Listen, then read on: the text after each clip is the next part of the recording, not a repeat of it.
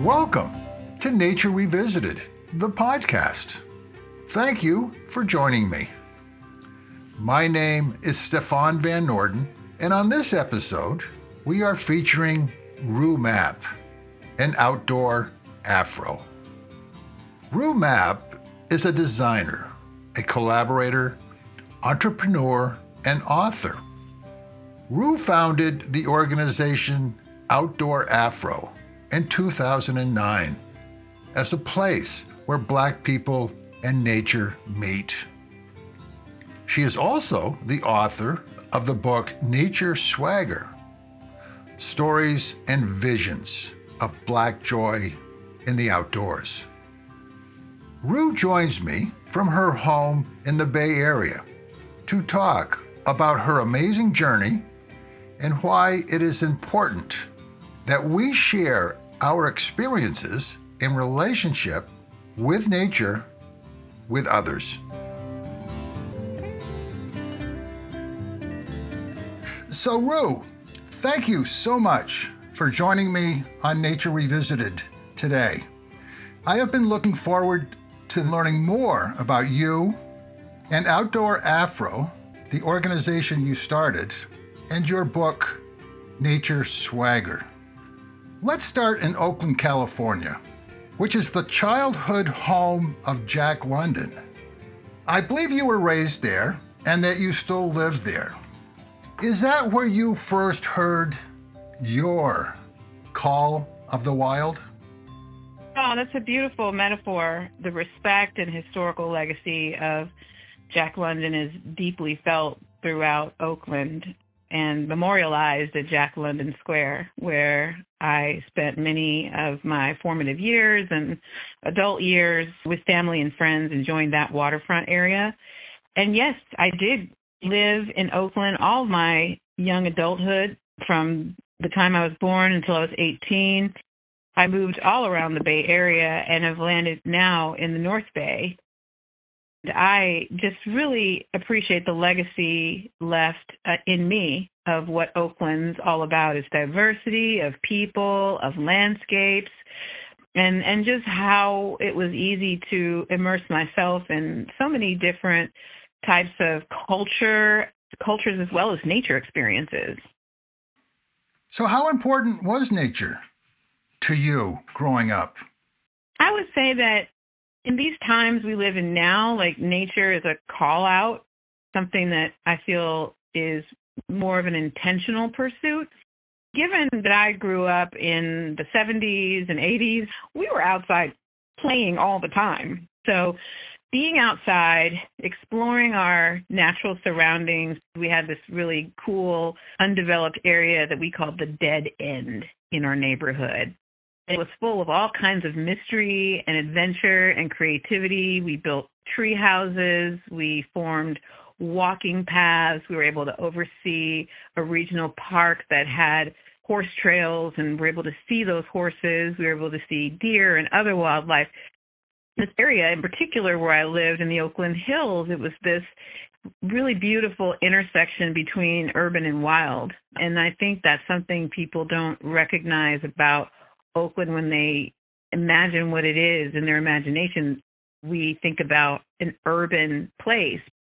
Oakland has such an incredible amount of wild spaces and natural landscapes that are just minutes away from where most people live. And I was fortunate to live in an area that was heavily wooded, not as developed or dense. And so the connection to being in nature was as simple as going outside to play with my friends. And what were some of the other activities you participated in? So my mom was a seamstress, and she had a sewing room that was from floor to ceiling on three sides of fabrics and notions. Notions meaning like buttons and all the zippers and all the things you need to really finish a garment. And she had an ironing board that was permanently up and installed, and a sewing table and sewing machine. And it was almost like walking into a fabric store. And she was there day in and day out making clothing for people in the community, very much involved with the church, and was president of the sewing circle there. And I just took a natural interest in it because as a child, she was there during the day. When I would come home from school, she'd be at her sewing machine. So it was really easy to pick up, having so many materials at my disposal to experiment with. And the very first thing that I made on my own was a life-size doll. 7 years old was the first time that I actually was trusted to get on the machine and sew something by machine, and it was a life-size doll. Just a couple years after that, going into the 5th grade, I was able to make the majority of my school clothes. Later in high school, I was making my prom dresses and even helping make prom dresses for others. And it evolved from there with getting more involved with the fashion and design community. And then also at the same time, I really love cooking. And so it was a really good time to not only be creative, but also convert that creative spirit into something that was really useful in my life. Around the time I was learning to sew and hands-on with life, I started a journal in a little Hello Kitty diary. It was a natural to really start chronicling my experiences, and particularly my experiences in nature. So what did you see, and maybe you still do see, that made you want to encourage more people, particularly the African American community, to spend more time in nature? I think it would be very important to remind people that in addition to my time in Oakland as a child in nature, we had a family ranch about 100 miles north of Oakland. And that's where I was able to go deeper in my nature experiences with being on a hobby ranch where we had cows and pigs and a nearby creek. We would invite tons of family over for holidays and other milestone opportunities. There would just be this immersion of community, nature, and wonder and exploration that brought in me this comfort. I sought to recreate or be a part of experiences like that through the Girl Scouts, later through becoming an Outward Bound student. I found that once I got away from the city and away from the people who I already knew, that there was a whole world of folks out there who were not engaged as maybe they'd once been, maybe a couple of generations ago, and were missing out. They were missing out on all of this beauty, all of this connection, all of this sense of belonging to something bigger. I wanted to foster the opportunity for that to happen for more people, and particularly for the Black community. So when did you first get the idea for Outdoor Afro? I got the idea for Outdoor Afro, really in a moment of revelation. I was at this milestone moment where I completed a long-neglected undergraduate degree. I had 3 young children who I was raising at the same time as a divorced mother. I was thinking about, what is it that I really want to do next? And I had a mentor just say, if time and money were not an issue, Rue, what would you do? And, it was just like that one question that became the spark that lit up everything that I had been doing and practicing in plain sight that I felt was true and needed to be amplified in my life in a real way. And I just flippantly said, well, I'd probably start a website to reconnect more Black people to the outdoors. After that, it was this clear focus, this navigational north. Within 2 weeks, I picked up a Google template, and you could just grab one and start writing. And I was off to the races, writing about my experience growing up in the outdoors, making connections with others, what it meant to me, and what the vision I had for more people to have those experiences. The momentum around that conversation in 2009, that was really at the dawn of social media, was fairly cutting edge, was reflecting back to people a narrative that they weren't seeing or hearing about. And that was a vision of Black people in the outdoors as strong, beautiful, and free.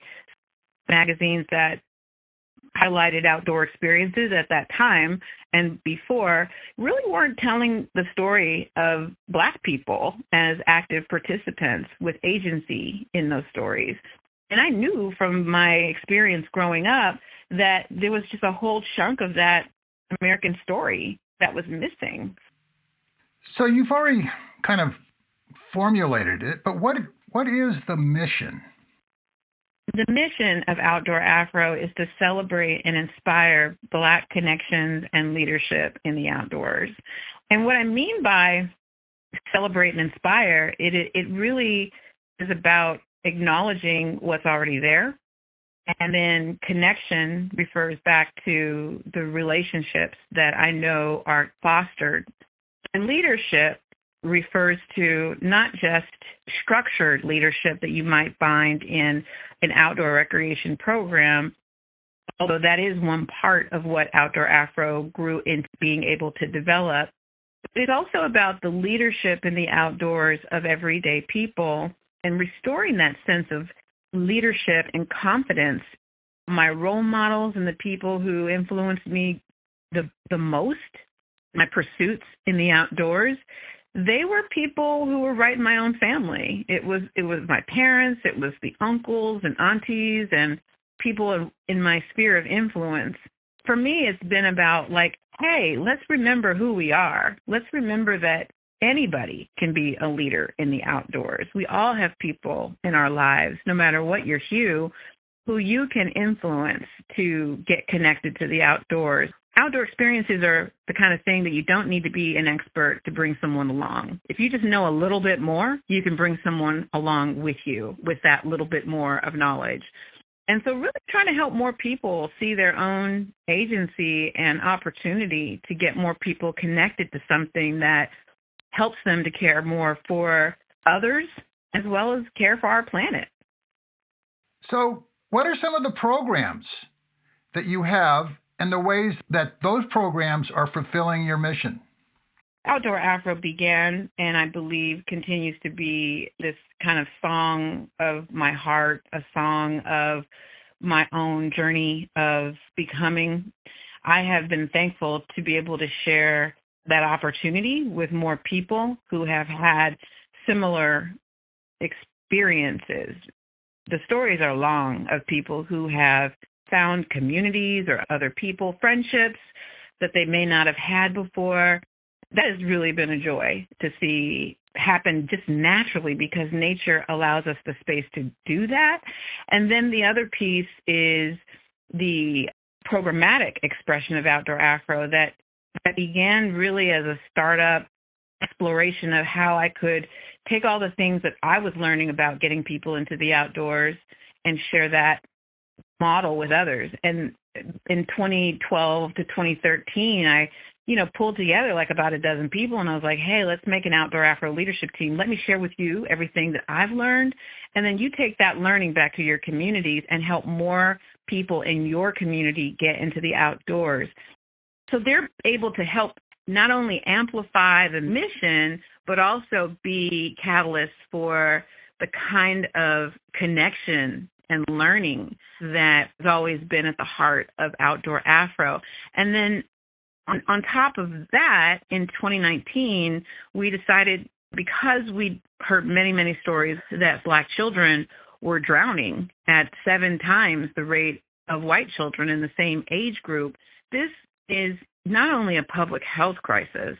We had this generational loss of knowing how to swim that has persisted and has given way to these really alarming statistics. The other important piece of this, that if people don't know how to swim, that really cuts you off from a whole bunch of opportunities to be connected to water. You're not going to ease into a tippy kayak. You're not going to put a pole in a lake. And you're not going to care about plastic in the ocean if your relationship with water is one that is filled with fear or even terror. And so we decided back in 2019 that we were going to teach every child in our sphere of influence how to swim, what I call babies in the water, so that we can usher in a new generation of possibility to learn how to not only swim, but to also save lives and care for our planet in ways that I feel we all should have the opportunity to do.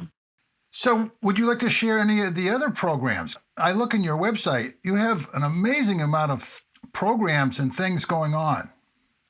From 2009 to 2012, I wrote probably 300 blogs that were all about the new narrative.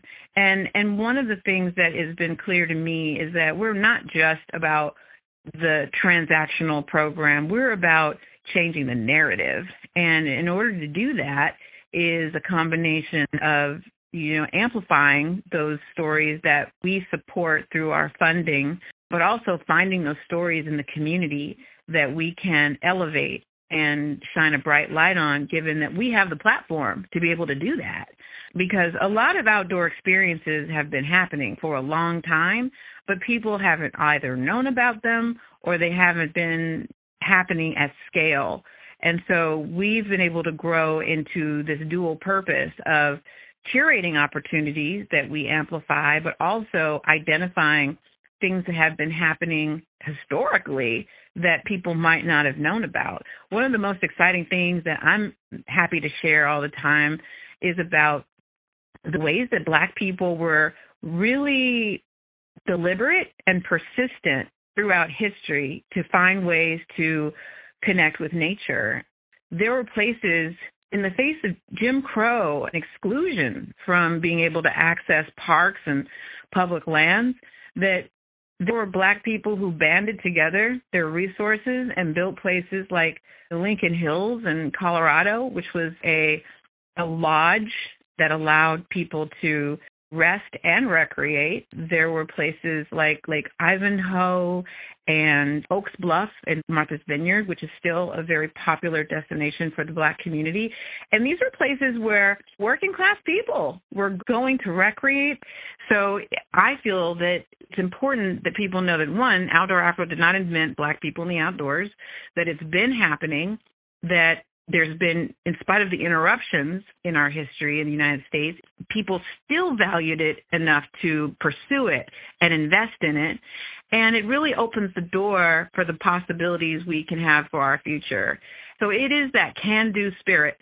Make a way out of no way. We're gonna connect with nature no matter what is really what sits at the heart of Outdoor Afro and whose shoulders I stand on when I think about what's possible for more people and what we can contribute to a connectivity benefit for people and planet, but also what it can also mean for our economies.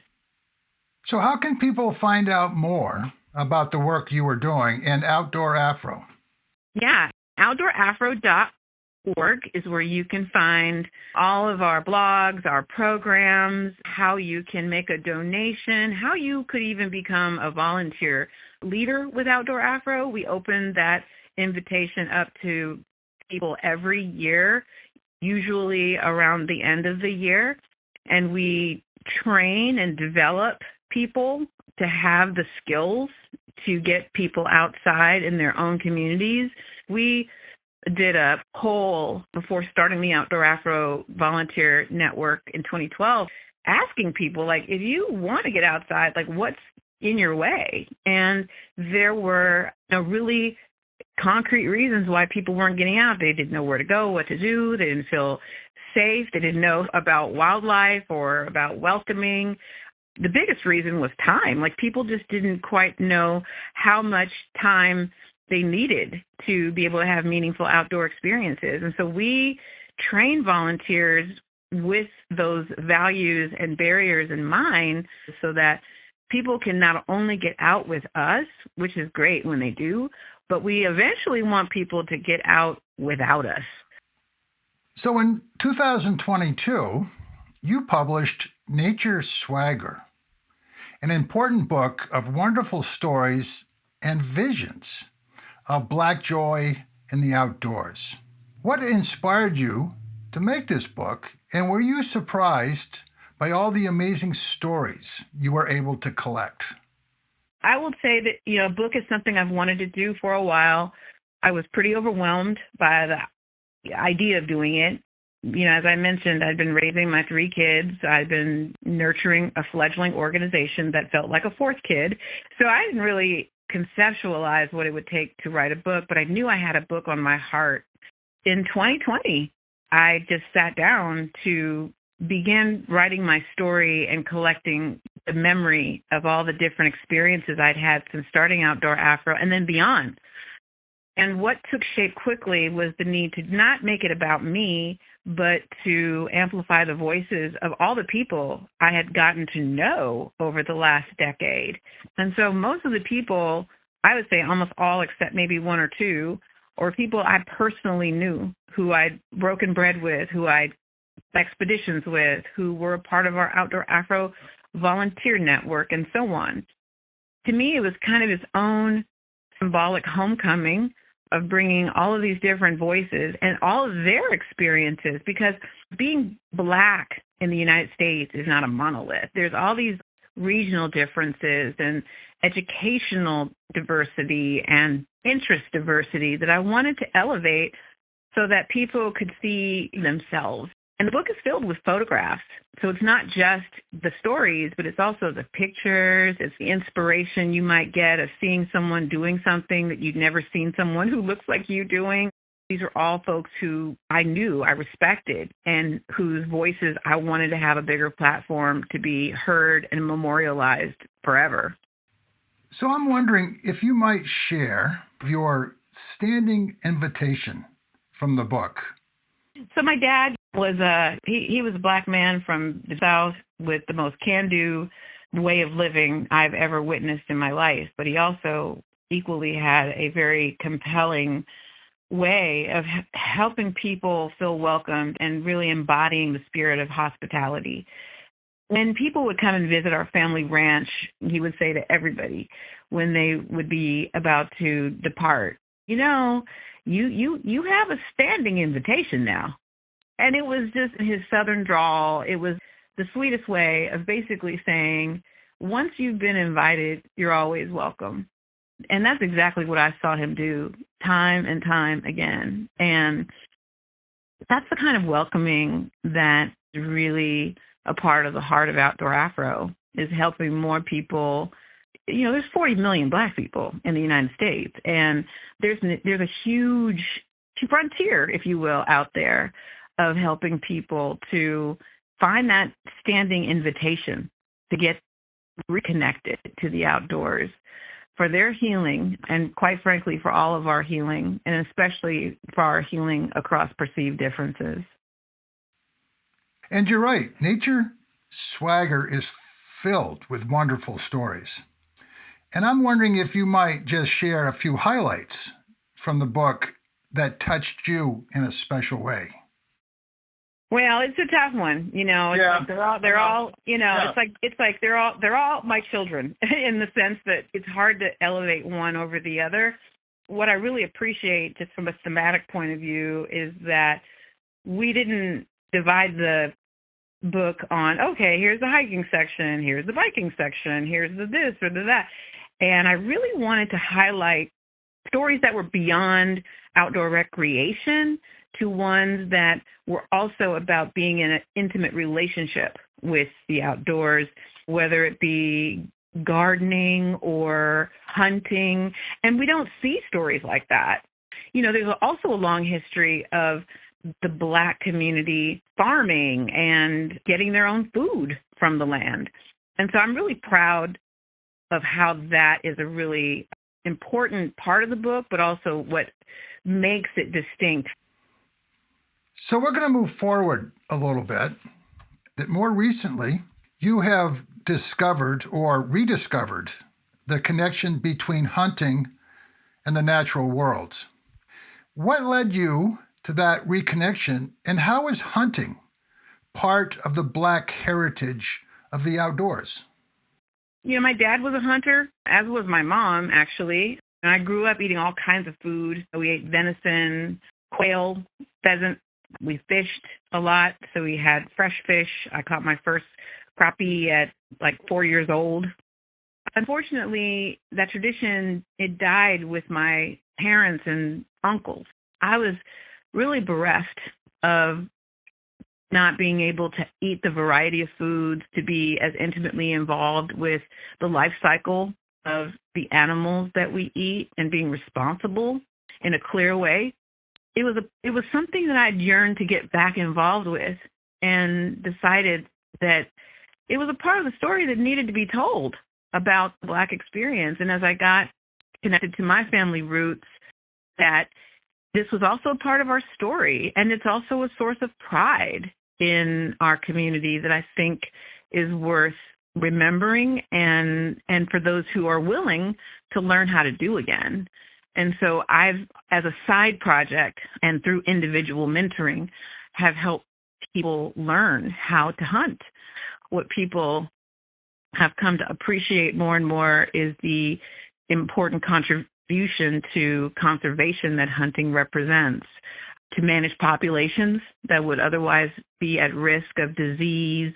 Hunting provides a way of helping those populations stay healthy. So the seasonality and the ability to hunt is a really wonderful way to be in touch with conservation. But also, it really is phenomenal food, too. I feel like our taste buds have been desensitized to what things actually taste like. If you're only eating poultry from the supermarket, you're going to get what comes from a feedlot. And what I really have loved about hunting is how much it's helped me to appreciate wildlife. And duck hunting happens to be my favorite activity. It's a very different experience to take that duck that was living wild in the marsh just hours before and be able to break it down and clean it at home. And when you look at its insides, you see the elements of the marsh.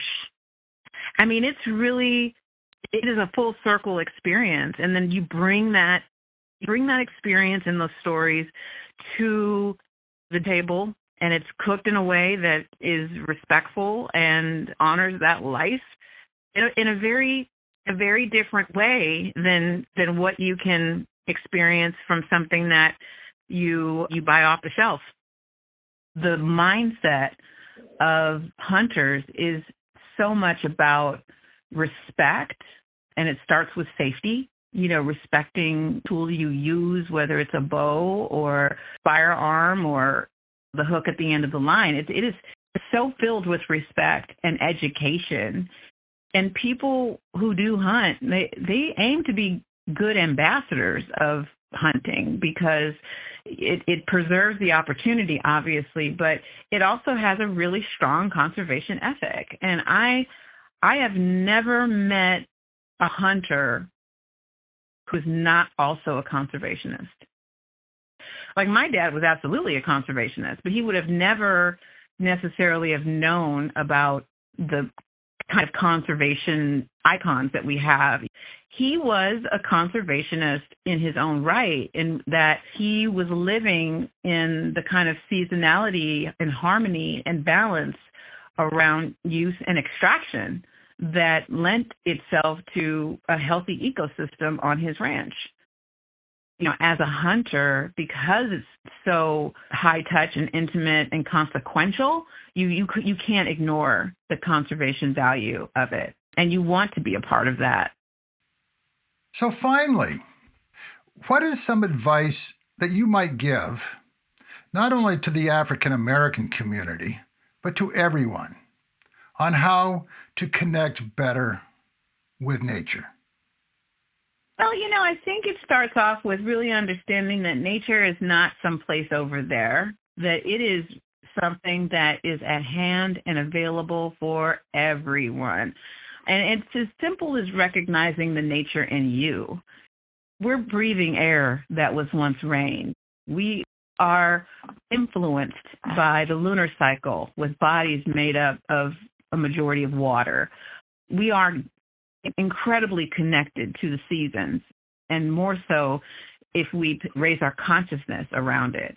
We can look out of our kitchen windows and notice the bird species in our backyards. We can grow vegetables on our front porch in containers.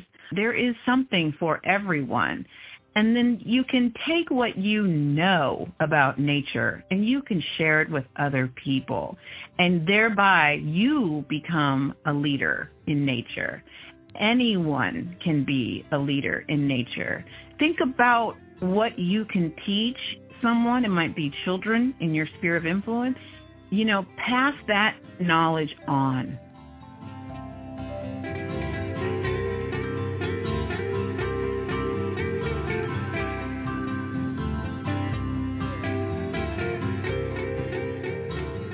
I hope you enjoyed my conversation with Rue Mapp and that you take the time to visit the website outdoorafro.com and read her book, Nature Swagger.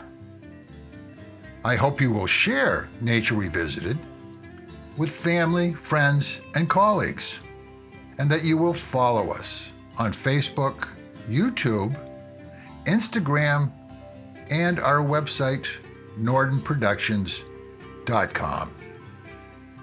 The music for Nature Revisited is Tim Buckley, Buzz and Fly.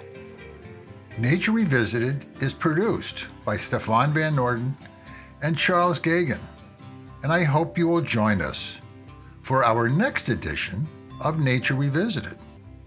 And in the meantime, remember, we are nature.